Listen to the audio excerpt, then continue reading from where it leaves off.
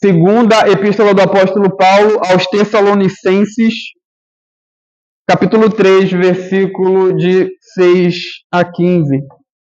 Então diz assim a palavra do Senhor. Nós vos ordenamos, irmãos, em nome do Senhor Jesus Cristo, que vos aparteis de todo irmão que anda desordenadamente, não segundo a tradição que de nós recebestes, mas vós mesmos estáis cientes do modo por que vos convém imitar-nos, visto que nunca nos portamos desordenadamente entre vós. Nem jamais comemos pão à custa de outrem. Pelo contrário, em labor e fadiga, de noite e de dia, trabalhamos a fim de não sermos pesados a nenhum de vós. Não porque não tivéssemos esse direito, mas por termos em vista oferecer-vos exemplo em nós mesmos para nos imitardes. Porque quando ainda convosco vos ordenamos isto: se alguém não quer trabalhar, também não coma. Pois, de fato, estamos informados de que entre vós há pessoas que andam desordenadamente, não trabalhando, antes se intrometem na vida alheia. A elas, porém, determinamos e exortamos no Senhor Jesus Cristo, que trabalhando tranquilamente como o seu próprio pão. E vós, irmãos, não vos canseis de fazer o bem.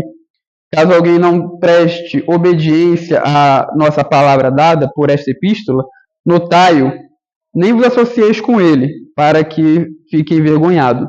Todavia, não o considereis por inimigo, mas adverti-o como irmão. Então, meus irmãos, esse aí é o trecho final da segunda epístola do apóstolo Paulo. Normalmente nas cartas de Paulo, em outras cartas também do Novo Testamento, nos trechos finais, nós encontramos palavras de exortação, nós encontramos trechos exortativos, né? Por exemplo, usando aqui Romanos como exemplo, Paulo fala de doutrina, vai falando de doutrina ali do capítulo 1 até o capítulo de número 11, e aí no capítulo 12 ele começa uma questão mais prática, né? A gente percebe essa divisão nas epístolas de Paulo, né, doutrina e prática. Nunca só prática, nunca só doutrina, as duas coisas aparecem juntas. E aqui nós encontramos isso também nessa carta, né? E aqui a preocupação de Paulo é incentivar os irmãos a se afastarem daqueles que estão andando fora da linha, né? Ou desordenadamente, como aparece aqui na nossa tradução. E qual que é a ideia aqui? Existiam pessoas que não estavam trabalhando. Vocês perceberam aí que Paulo fala de trabalho. As pessoas que estão vivendo desordenadamente ou fora da linha, ou pessoas que a gente pode também colocar como indisciplinadas, não estavam trabalhando, estavam vivendo de maneira ociosa, né? Então Paulo vai exortar aqui os irmãos a não andarem com essas pessoas. E aí, nós encontramos aqui, Paulo começando aí no versículo de número 6, dando uma ordem, nós ordenamos, irmãos, em nome do Senhor Jesus Cristo.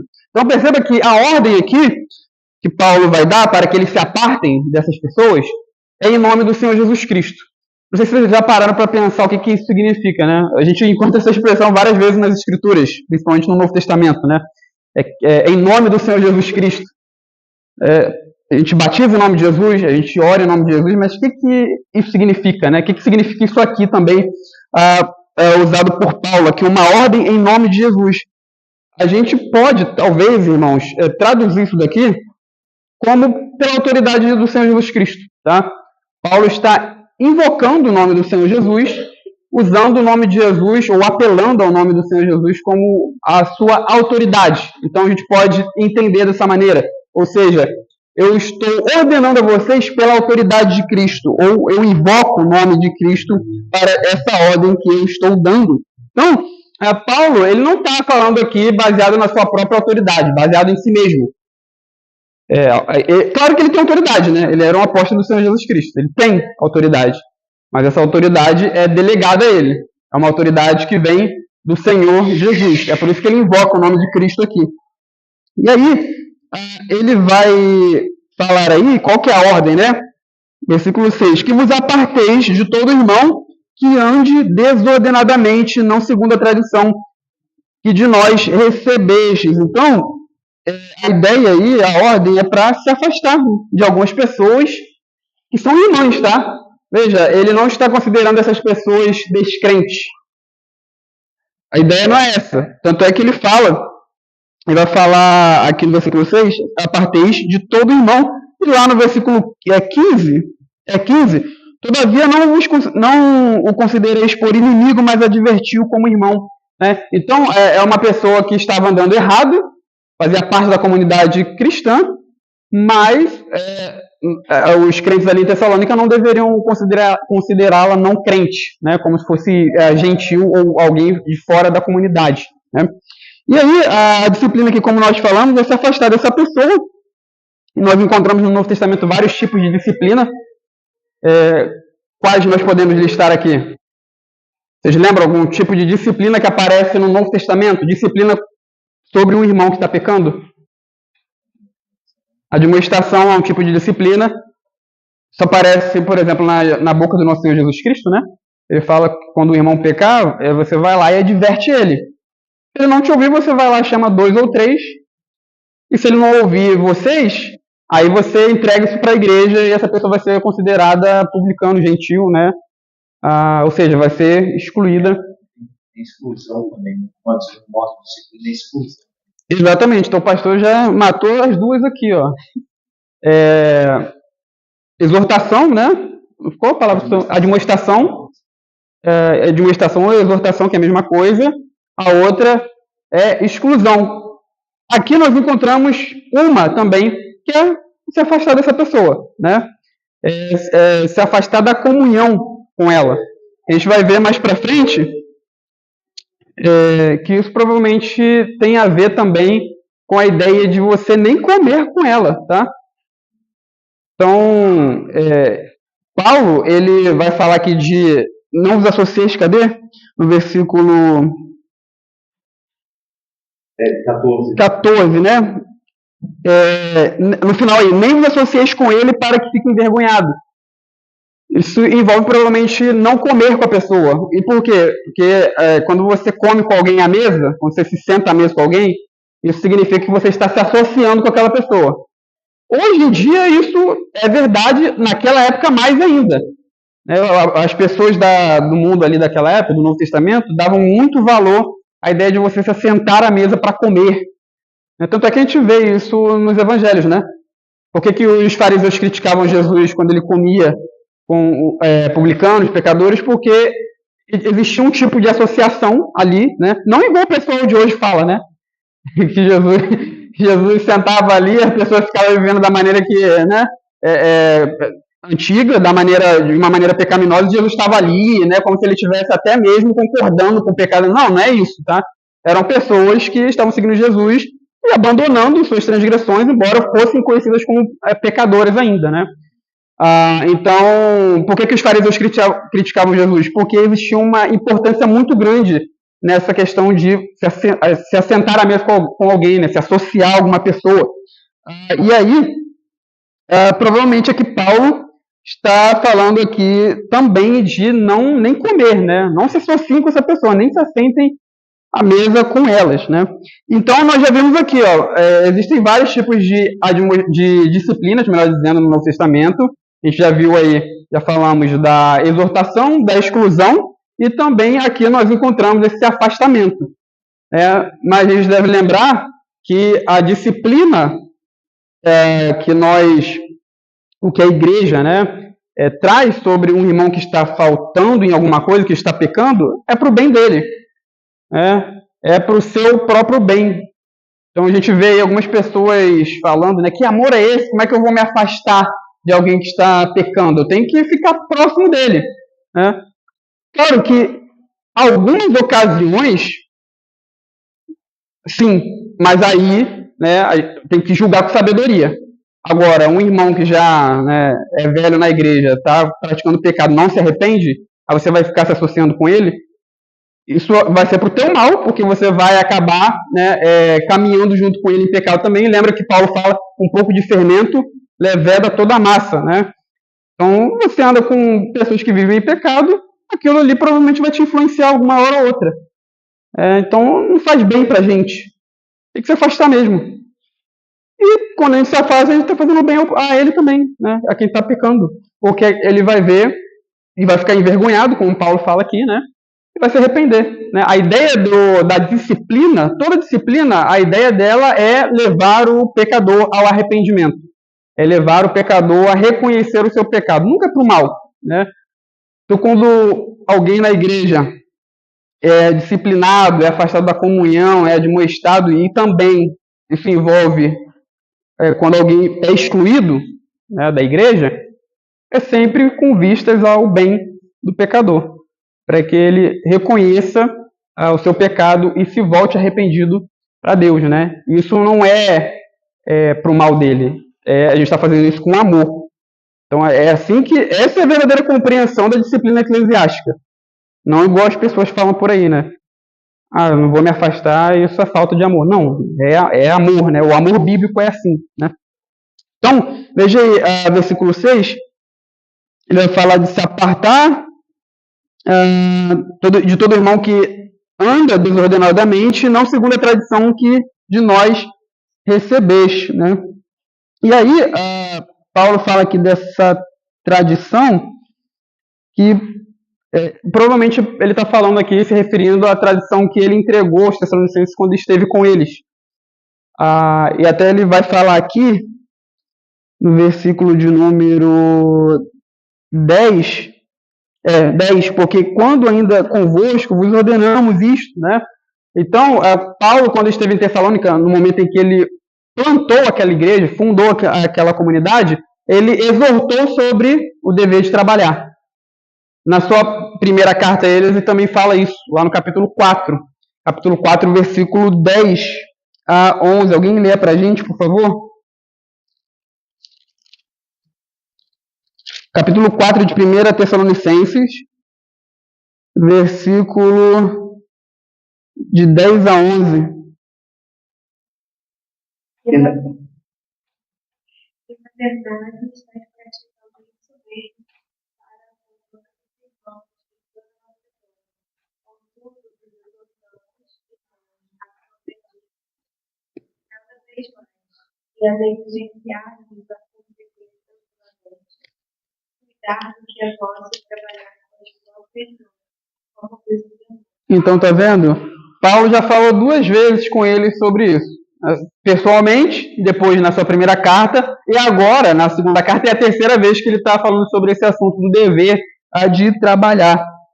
Então, essa tradição que ele fala aqui no versículo de número 6, né, que de nós recebeste, já foi passado para eles, né, quando ele estava pessoalmente com os Tessalonicenses. E a gente vai ver mais para frente que essa tradição ela é tirada das Escrituras, porque, como nós mencionamos no início do nosso estudo de hoje, a Bíblia, o Antigo Testamento, principalmente, fala frequentemente sobre o trabalho como bênção do Senhor, que comer do fruto do trabalho é uma dádiva de Deus.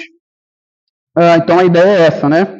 E aí ele fala aqui, como nós mencionamos, de pessoas que são indisciplinadas, né? Desordenadas, ou como nós mencionamos também, pessoas que estão fora da linha, que significa pessoas ociosas, pessoas que não estão andando corretamente, não estão trabalhando. E aí a gente entra aqui na questão do motivo disso. Por que essas pessoas não estavam trabalhando? Por que existiam pessoas ali na comunidade de Tessalônica, a comunidade cristã de Tessalônica, que não estavam trabalhando? E aí alguns estudiosos têm abordagens diferentes, né? Opiniões diferentes sobre isso.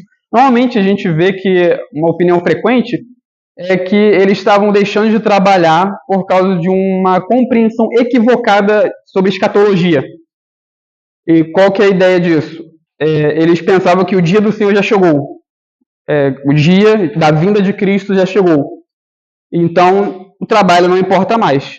Se Cristo já vem, ou já veio, se esse dia já chegou, então eu abandono o trabalho não tem mais valor. De onde que tira isso, né? Isso aparece lá no capítulo 2, no versículo 2 desta carta aqui. Né? Veja aí que Paulo ele vai corrigir esse pensamento equivocado de que o dia do Senhor já chegou.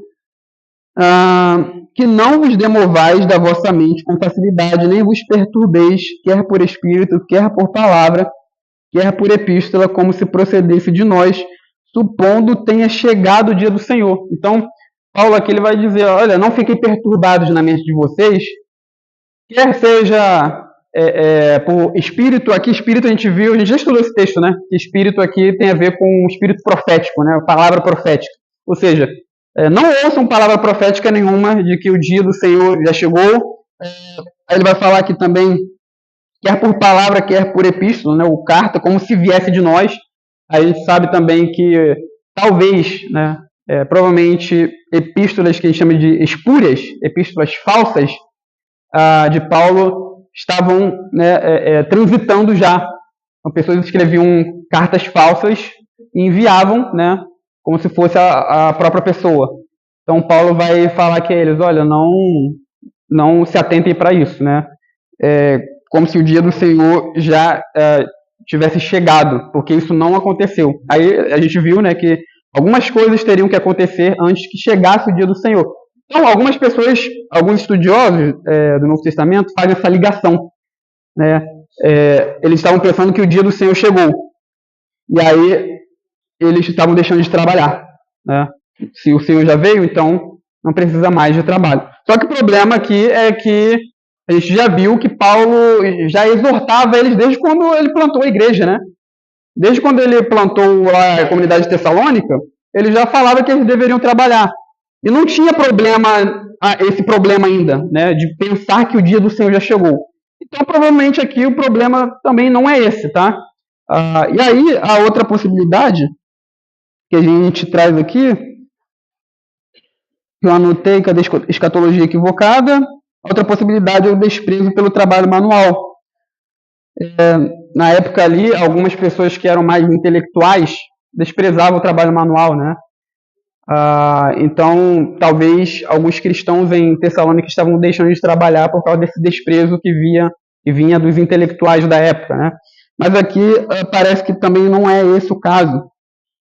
Outra possibilidade também é que Paulo está lidando aqui com a relação de patronagem e clientelismo. O que é isso, né? Existia ali na época a ideia de um patrono, né? Uma pessoa da alta classe, né? Pessoa que tinha um status social, que tinha dinheiro. O patrono, ele arrumava um cliente, o cliente ele dava apoio político, apoio social ao patrono e se valia ali do sustento do seu patrono, tá? Então poderia ser isso também. Alguns cristãos não estavam trabalhando e estavam sendo sustentados por esse patrono. E provavelmente por causa de uma associação má com o patrono, Paulo está advertindo eles aqui para, olha, deixem de ser ociosos, vão trabalhar, né? Saiam dessa relação com o seu patrono e vão trabalhar com as suas próprias mãos, né? E aí, a outra possibilidade também, que eu coloquei aqui, é que Paulo está exortando eles por causa da atividade cínica, né? Existia ali um movimento filosófico chamado de cinismo. Não tem nada a ver com a ideia de uma pessoa que a gente chama de cínico hoje, né? A ideia não é essa, mas o cinismo ali era um movimento filosófico de pessoas que abandonavam os prazeres, eu coloquei aqui, defendiam a felicidade através da felicidade, da liberdade, melhor dizendo, do desapego aos desejos escravizadores e também do desapego às riquezas, ao poder, à fama. Então, o movimento cínico, eles defendiam isso, né? A liberdade dos desejos escravizadores, da riqueza, do poder, da fama. Ou seja, viver uma vida feliz sem se apegar a esse tipo de coisa.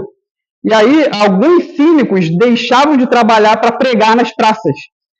E aí, possivelmente, alguns cristãos estavam se relacionando com esse movimento, né? Eles pregavam o evangelho, mas deixavam de trabalhar para viver da pregação e ganhavam esmolas por isso, tá? Então a ideia é essa. Só que também não parece que essa seja a possibilidade aqui. E aí, qual que é a melhor escolha para a gente? Qual que é a melhor interpretação desse texto? Provavelmente Paulo está falando de pessoas que eram conhecidas como malandras, pessoas que viviam nas praças, nos mercados e não trabalhavam. A gente sabe que provavelmente Paulo está falando disso aqui porque lá em Atos, capítulo 17, versículo de número 5, Lucas, ele faz alusão a essas pessoas. quando Paulo está pregando lá em Tessalônica, os judeus, lembra que os judeus eles perseguiam Paulo direto, né? Paulo pregava em um lugar e os judeus se levantavam lá para impedir a pregação do evangelho. E aí Paulo ia para outro lugar, eles iam atrás de Paulo para impedir também a pregação do evangelho. Então, Paulo estava constantemente sendo perseguido pelos judeus. E os judeus de Tessalônica, eles contratam pessoas da malandragem, pessoas que ficavam nas praças, para que eles pegassem Paulo e levassem até as autoridades. Né? Vamos lá até o texto, Atos capítulo 17, versículo 5. É lá que Lucas vai falar sobre essas pessoas que eram da malandragem. Os judeus, porém, movidos de inveja, trazendo consigo alguns homens maus e a malandragem, ajuntando a culpa, alvoroçaram a cidade e, assaltando a casa de Jasão, procuravam trazê-los para o meio de Cristo.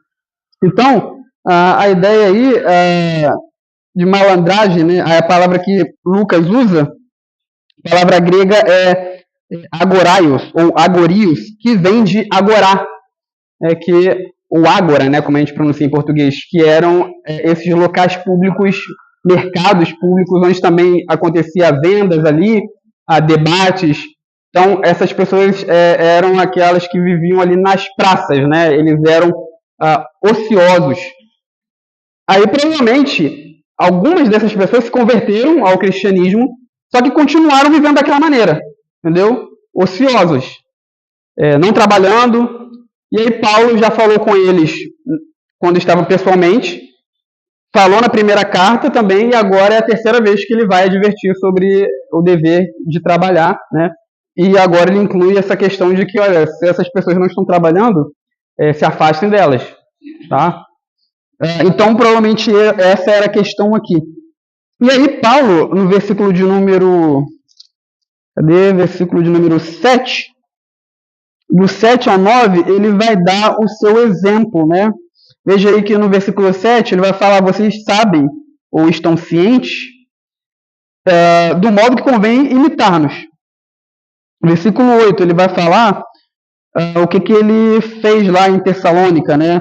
Nem jamais comemos pão à custa de outro, e pelo contrário, em labor e fadiga, de noite e de dia, trabalhamos a fim de não sermos pesados a nenhum de vós. E no versículo 9, ele vai falar do seu exemplo. Não porque não tivemos esse direito, mas por termos em vista oferecer-vos exemplo em nós mesmos para nos imitar. Então, veja que Paulo aqui ele vai trabalhar com a ideia de uma pedagogia da imitação. Ou seja, façam isso e vocês sabem que vocês devem fazer assim porque nós agimos dessa maneira. Nós trabalhamos quando estávamos entre vocês. Vocês não viram a gente agindo dessa maneira, de uma maneira ociosa. É interessante que Paulo, quando ele está escrevendo lá a sua primeira carta aos Tessalonicenses, ele também menciona isso, lá no capítulo 2. Né? Vamos lá, capítulo 2, de 1 aos Tessalonicenses, no versículo de número 9, ele vai dizer assim: porque vos recordais, irmãos, do nosso labor e fadiga, e de como noite e dia, labutando, para não vivermos à custa de nenhum de vós, vos proclamamos o Evangelho de Deus. E aí, no versículo 7, ele vai falar, né, embora pudéssemos, como enviados de Cristo, exigir de vós a nossa manutenção, todavia nos tornamos carinhosos entre vocês e tal. E isso porque ele não queria ser pesado aos Tessalonicenses. Então, veja, Paulo está dizendo o seguinte, nós poderíamos exigir o nosso sustento. Nós somos embaixadores de Cristo, proclamando a mensagem dele. Nós poderíamos receber o sustento de vocês. Só que a gente não quis ser pesado. Por isso a gente foi trabalhar, né? Para não pesar vocês aí. E aí, provavelmente Paulo trabalhou lá com a fabricação de tendas, né? Que era o trabalho dele. Então, a ideia é a seguinte: vocês viram em nós algo a ser imitado. É o que nós chamamos de pedagogia da imitação. Ele está ensinando através do seu exemplo para que outros o imitem. Isso aqui é importante, né? Para quem ensina, porque se você ensina uma coisa e faz outra coisa diferente, como é que as pessoas vão te ouvir? Como é que as pessoas vão seguir o que você está falando, né? É o que Jesus também fala sobre os fariseus. Ele fala lá com os seus discípulos, né? Façam o que eles falam dos fariseus, mas não o que eles fazem, porque eles fazem totalmente o contrário, né? Então, que a gente tem isso em mente também, né? Que tudo que a gente ensina e fala, que a gente faça de acordo, porque senão o que a gente fala não vai ter poder nenhum sobre a pessoa que a gente está ensinando, né? Se a gente faz o contrário, tudo é descartado, tudo é desmoronado. Então é exatamente isso que Paulo está fazendo aqui. Ele ensina uma coisa e faz aquilo que ele ensina, aquilo que ele admoesta. E aí, versículo de número 10, ele vai dizer o seguinte, né? Alguém lê para a gente versículo 10 e o 11 também, por favor. Porque quando ainda convosco, vos ordenamos isto: se alguém não quer trabalhar, também não come. Pois, de fato, estamos informados de que entre vós há pessoas que andam desordenadamente, não trabalhando. Antes, se intrometem na vida alheia. Então perceba aqui que Paulo, no versículo de número 10, ele vai se referir ao momento que ele estava com eles, né? Ele poderia dizer o seguinte, né? Vocês sabem, vocês se lembram de que eu escrevi vocês na primeira carta de que vocês deveriam trabalhar, como a gente leu lá no capítulo 4, versículo 10 e 11. Só que em vez de se referir à primeira carta, ele lembra do momento em que estava com os Tessalonicenses. Quando nós estávamos no meio de vocês, nós exortamos, né? Se alguém não quer trabalhar, também não coma. Por que Paulo aqui ele apela ao momento em que estava com os Tessalonicenses, ao invés de falar do momento, se referir à primeira carta? Porque provavelmente a ideia de que a palavra falada pessoalmente, a gente tem a noção de que ela tem mais autoridade, né? A gente tem essa noção de que quando você fala com alguém pessoalmente, diretamente com a pessoa, então aquilo é mais pesado, aquilo tem uma maior autoridade, né? E na época de Paulo, as pessoas também pensavam assim, né? A palavra falada pessoalmente tem mais autoridade do que a palavra falada por escrita. Então por isso que ele se refere ao momento em que ele estava com eles, né? Porque quando ainda convosco, quando nós estávamos entre vocês, nós ordenamos isto: se alguém não quer trabalhar, também não coma. E aí nós falamos lá no início do nosso estudo que Paulo ele se refere à tradição, né, que ele passou aos Tessalonicenses, que essa tradição provavelmente tem a ver com o que está no Antigo Testamento sobre o trabalho, né?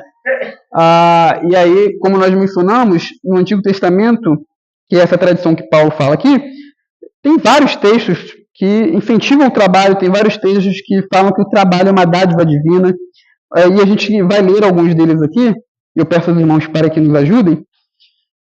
Salmo 128, 2, alguém abra lá, por favor, em Salmo 128, 2. Outro em Provérbios 21, 25. Então, Salmo 128, 2, Provérbios 21, 25, Provérbios 31, 13 e Eclesiastes 3, 13. Então, são 4 textos aí sobre o trabalho. Quem achou o primeiro pode ler. No trabalho de tuas mãos comerás, feliz serás e tudo tirá dela. Então, isso aí é um salmo de romagem, que nós já vimos aqui um tempo atrás, e é um salmo que fala da bênção do trabalho, né? O homem que teme ao Senhor é um homem que vai experimentar essa dádiva divina de trabalhar e comer do trabalho. É ruim quando a gente trabalha e não vê os frutos daquilo, né? Quando a gente está empenhado em algo, se esforçando em algo, e aquilo não dá resultado, você não experimenta daquilo, do fruto daquilo. Então veja que uma das bênçãos de Deus é trabalhar e experimentar do fruto do trabalho. Provérbios 21, 25.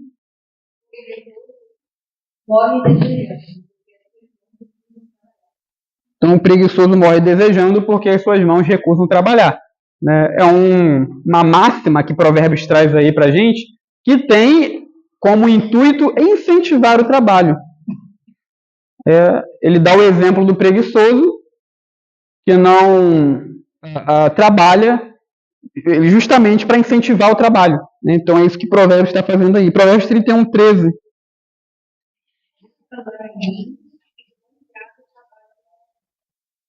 Então, aí está falando da mulher virtuosa, que ela, de bom grado, é isso mesmo, né? De bom grado trabalha com as mãos. Então, veja como as Escrituras está incentivando o trabalho, e aqui especificamente o trabalho manual, né? Que as pessoas desprezavam naquela época. E Eclesiastes 3:13. E também que é dom de Deus, que possa comer, beber e desfrutar bem. Então, veja como a ideia da dádiva divina de poder desfrutar do trabalho. Então, veja, a Escritura tem... Isso aqui foram os textos selecionados, né? Tem vários outros textos que falam sobre o trabalho, né? Eu estou lembrando aqui de Jó 1, acho que, se eu não me engano, é o verso de número 10, onde Satanás fala que Deus abençoa a obra de Jó, né? A obra ali é o trabalho de Jó. Então, as Escrituras incentivam o trabalho, ela mostra que Deus se agrada também em abençoar o trabalho daqueles que temem a Ele. E aí, a gente volta aqui à exortação de Paulo, né? Se alguém não quer trabalhar, também não coma. Então, veja que se alguém quer comer e beber, essa pessoa tem que trabalhar, né? E existem muitas pessoas que acabam, até mesmo na igreja, né? Acabam numa vida de ociosidade e também querendo se encostar ali na igreja, né? A gente sabe que normalmente igrejas têm muita ação social, né?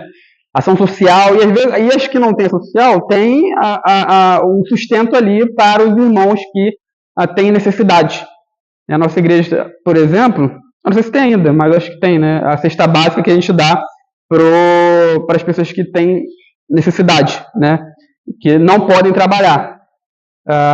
Veja, a pessoa que não pode trabalhar por algum motivo, aí sim ela é ajudada pela igreja. Agora, quando a pessoa pode trabalhar e não faz, aí a igreja não pode se responsabilizar por isso, né?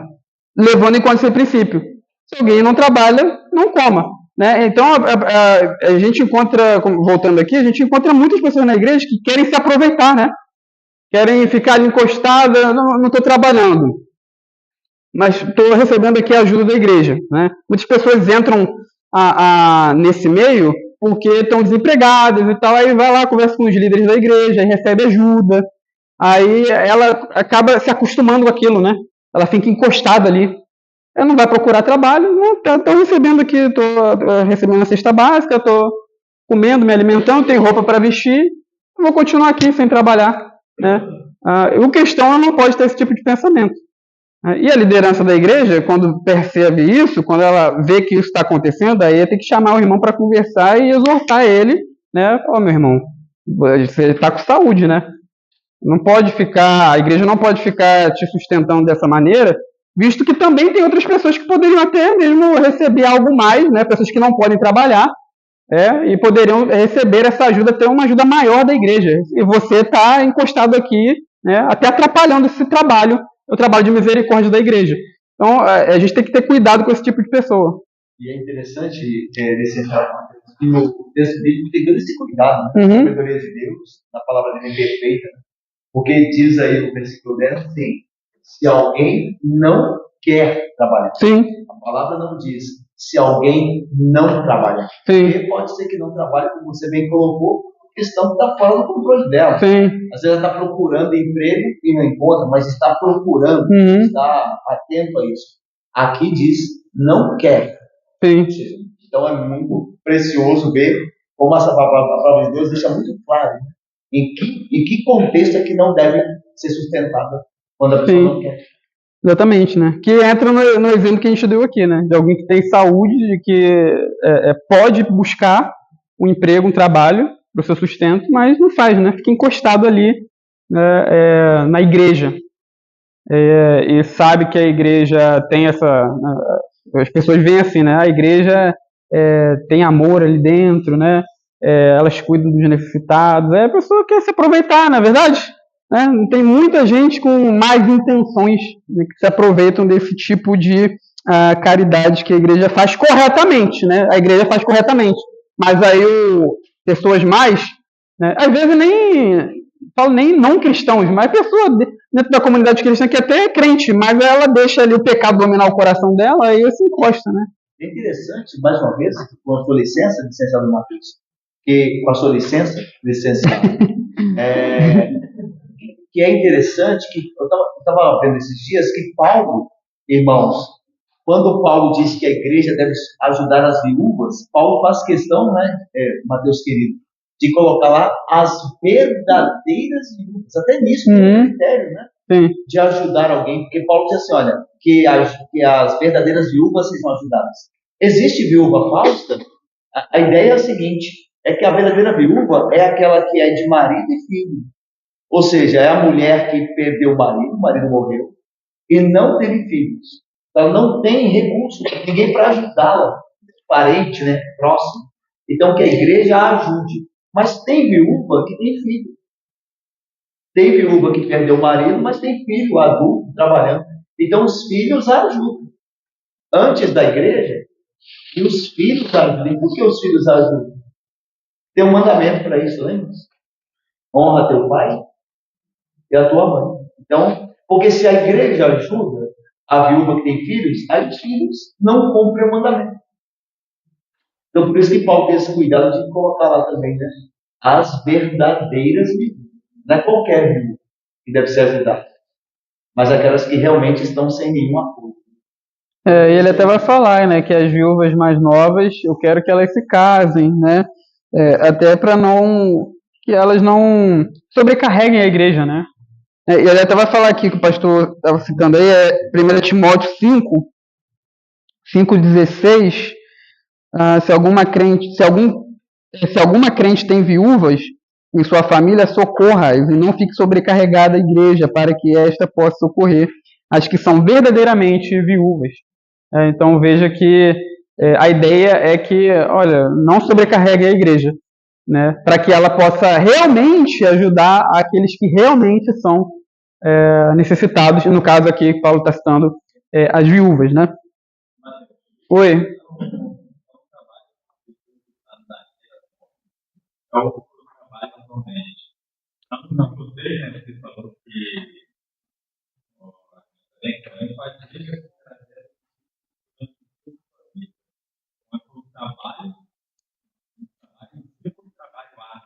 Aí foi o trabalho árduo. Lembra que a gente mencionou que lá em Gênesis 2, vamos lá em Gênesis 2, vamos ler?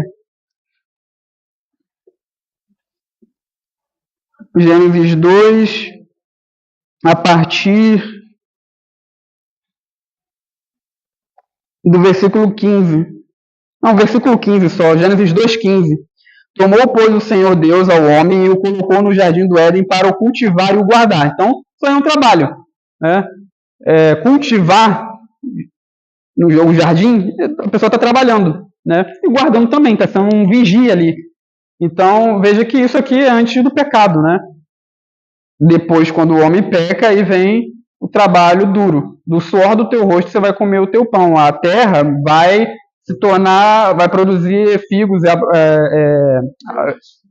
espinhos e abrolhos, e vai tornar mais difícil o trabalho, mais pesado, mais penoso. Então, o trabalho veio antes da queda, depois veio a ideia de ser mais penoso, né? A ideia de ser mais árduo. Então, é essa a ideia aí.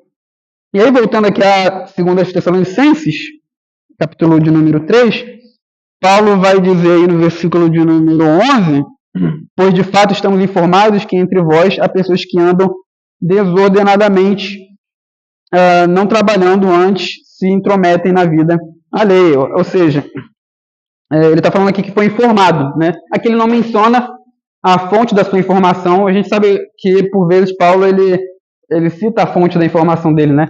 Lá em 1 Coríntios, ele fala da casa de Cloé, que informou ele que estava vendo partidarismo, divisões lá na igreja de Corinto. Aqui ele não menciona a fonte, provavelmente até mesmo para proteger essa pessoa, de alguma possível retaliação, né? Então, uma maneira de proteger a fonte da informação dele. Pois, de fato, estamos informados de que entre vós há pessoas que andam desordenadamente, não trabalhando antes, se intrometem na vida alheia, ou seja, são ociosas e ficam se metendo na vida dos outros, né? Isso aí é muito, muito chato, né? É muito ruim. A pessoa, o trabalho dela é cuidar da vida dos outros. Era esse o trabalho aqui dos ociosos, tá? E aí Paulo fala deles aqui. E aí vamos ler aí do versículo 12 ao 15 para terminar, para a gente chegar nas aplicações. A elas, porém, determinamos e exortamos no Senhor Jesus Cristo que trabalhando tranquilamente como o seu próprio pão. E vós, irmãos, não vos canseis de fazer o bem. Caso alguém não preste obediência à nossa palavra, dada por epístola, notai-o. Nem vos associeis com ele, para que fique envergonhado. Todavia, não o considereis por inimigo, mas advertiu como irmão, né?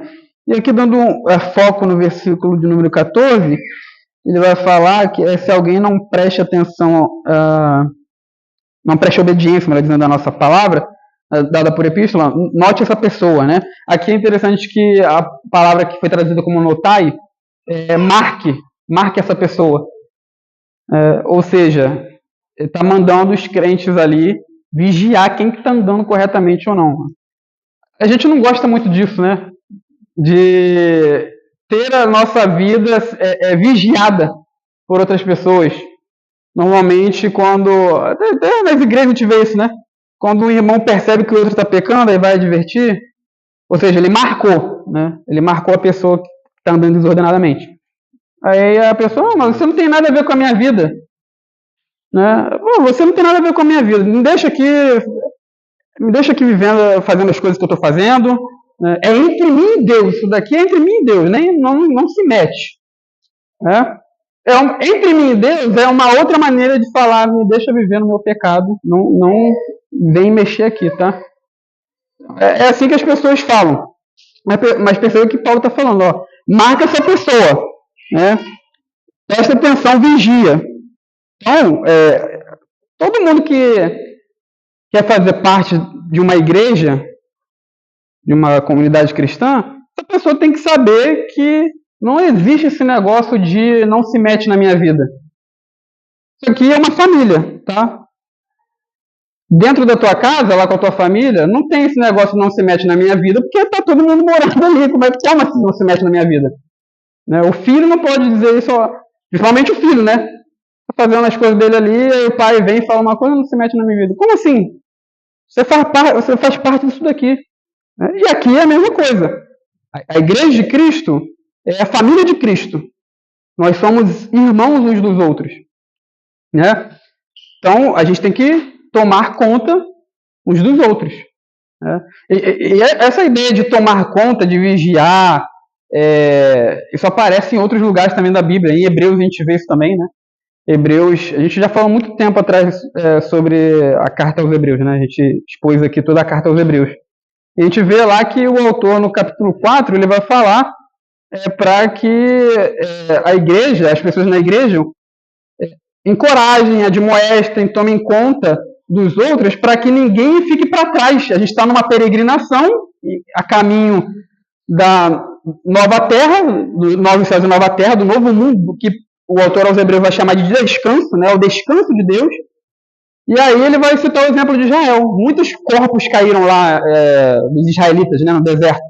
Eles estavam caminhando para a terra prometida. Mas muitos pecaram e os corpos deles ficaram lá no deserto, não entraram na terra, no descanso de Deus. E aí o autor de Hebreus vai falar, tomem conta entre vocês aí para que ninguém fique para trás, para que todo mundo chegue no descanso. Então, não existe esse negócio de não se mete na minha vida, não toma conta da minha vida, porque a Bíblia exorta a gente a fazer isso. Nesse caso, não posso usar esse mesmo para dizer que se o Estado morando de acordo com cima.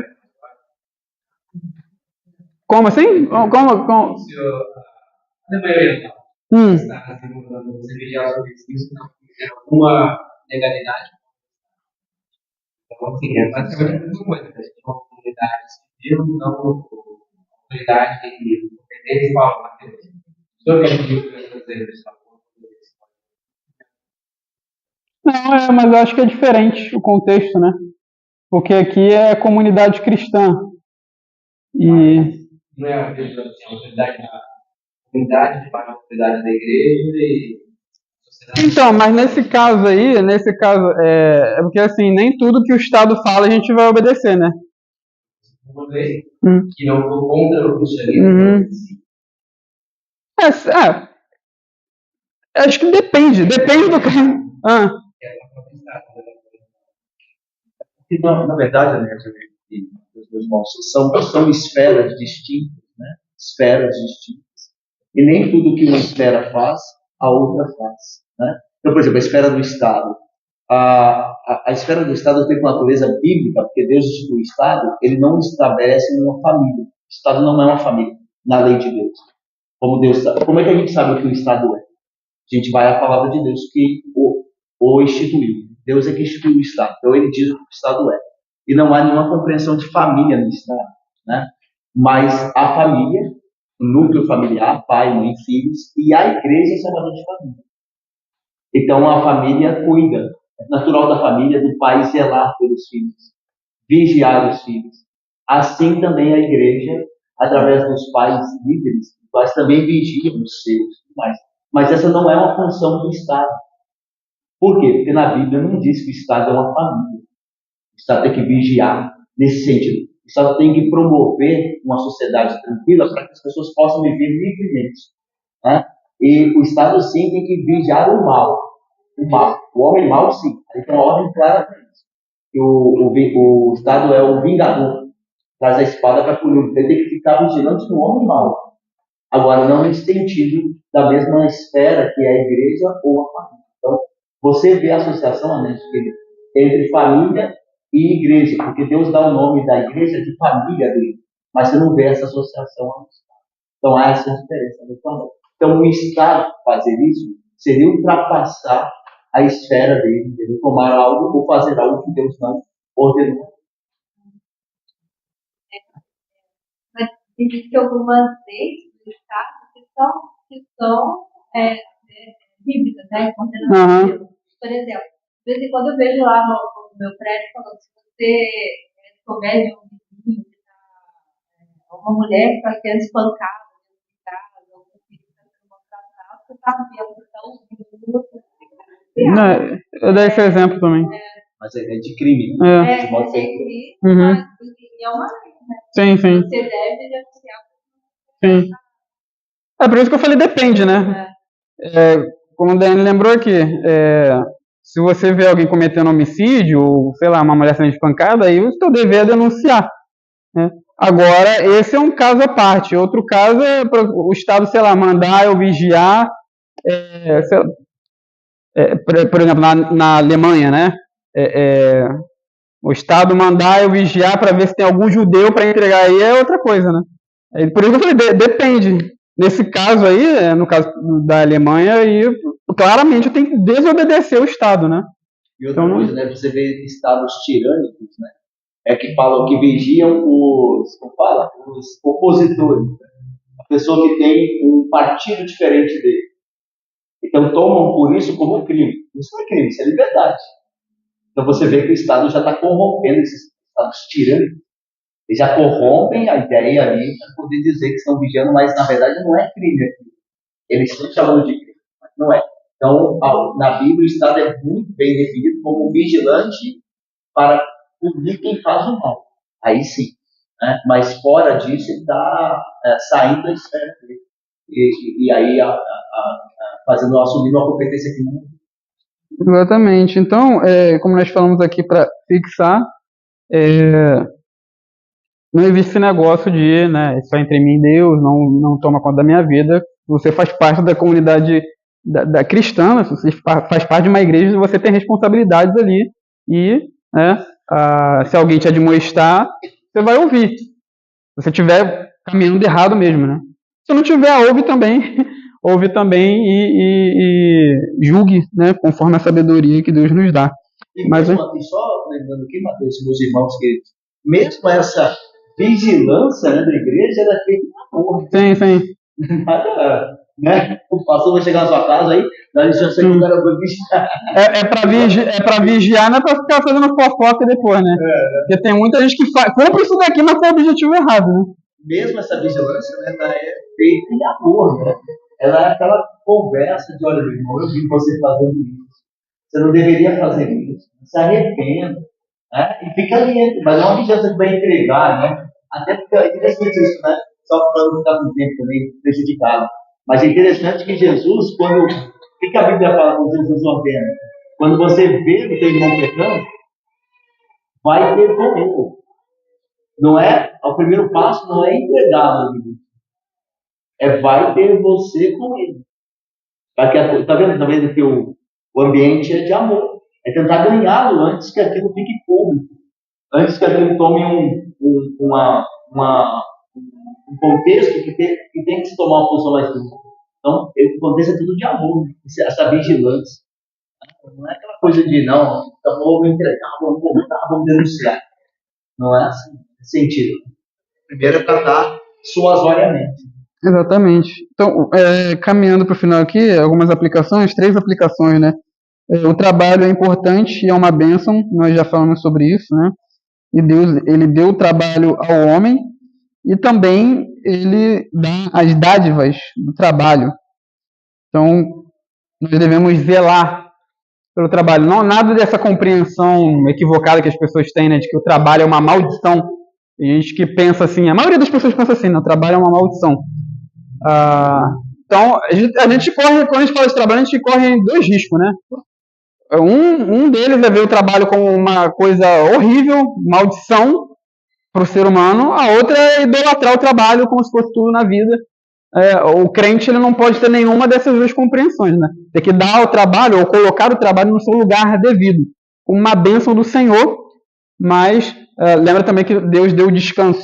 Né? Então, o trabalho não deve ser idolatrado como se fosse tudo na nossa vida, né? É porque, como falamos, Deus deu também o descanso para acompanhar ali o trabalho. Então, aplicação de número 2, nós devemos observar os irmãos que não andam conforme a marcha, né? Ou não dançam, digamos assim, entre aspas, conforme a música. O objetivo disso não é usá-los em conversas de fofoca, como nós mencionamos aqui, mas discipliná-los para que se arrependam do seu erro. Por vezes, teremos que nos separar dessas pessoas para o nosso bem e também para o bem delas. Então, se porventura, se vê um irmão na igreja que está andando errado, você, às vezes, até pode ser próximo dessa pessoa, adverte essa pessoa, caso ela não se arrepender, tome muito cuidado, né? Dependendo da maneira como ela estiver andando, talvez você tenha que se afastar dela. Né? E é difícil, eu sei que é difícil. Você se afastar de alguém que você gosta muito, né? De um amigo, mas por vezes é necessário. Está visando o teu bem, está visando o bem da pessoa. Então, que Deus nos dê sabedoria e compreensão, graça para saber quando nós devemos fazer isso, né? E que nós também recorramos aos nossos líderes, aos líderes da igreja para pedirmos conselhos, né? Para sabermos o momento certo, a situação correta de nós agirmos assim. E aí, terminando também no capítulo, o nosso estudo aqui, melhor dizendo, aplicação de número 3, eu coloquei assim, o dever dos líderes, né, das comunidades de serem imitáveis. Né? Então, os líderes das igrejas, eles têm o dever de serem pessoas que têm uma vida imitável, né, que são modelos para a igreja. E, por vezes, nós esquecemos disso, por exemplo, quando nós vamos escolher candidatos para o presbiterato, né? Isso aqui é muito importante quando nós estivermos em situações, por exemplo, de escolhermos pessoas, indicarmos pessoas para serem líderes na igreja, principalmente, claro que isso vai aplicar ao diaconato também, mas muito mais ao presbiterato. Nós devemos ter em mente indicar pessoas que são imitáveis na conduta dela. Eu não estou falando pessoas perfeitas, né? Ninguém é perfeito. A ideia não é essa. Paulo não era perfeito também, mas ele era alguém modelo, alguém imitável. Ele imitava Cristo, ele tentava imitar a Cristo. E a igreja deveria imitar Paulo na medida que ele era parecido com o Senhor Jesus. Então, quando nós estivermos em uma situação em que tem uma eleição ou tem que indicar pessoas para o presbiterato, tenhamos isso em mente. A gente não, normalmente as pessoas não pensam nisso, né? As pessoas normalmente, isso até no seminário a gente via, né? Que as igrejas dentro da nossa denominação, dentro da IPB, normalmente quando vão escolher líderes, elas pensam em pessoas que têm habilidade de administrar, né? Só vem isso, ou que tem muito dinheiro. Dentro da IPB existe essa noção. A pessoa é rica, eu vou colocar ela lá como presbítero da igreja, né? Ela vai saber administrar o dinheiro da igreja. Não é assim, né? Não tem nada a ver, também não tem nada a ver, né? É claro que o presbítero vai administrar, mas essa não é a função principal do presbiterato, ou do presbítero. A função dele é ensinar, vigiar a igreja, vigiar no sentido de ser supervisor da igreja, né? Isso que significa bispo. Bispo é o supervisor, e esse supervisor precisa ser modelo para a gente. Graças a Deus, Deus nos deu líderes aqui na nossa igreja que são modelos, que são imitáveis. Não são perfeitos, mas são imitáveis, né? Então que Deus continue nos guardando e nos dando também sabedoria para escolhermos os nossos líderes quando houver eleição.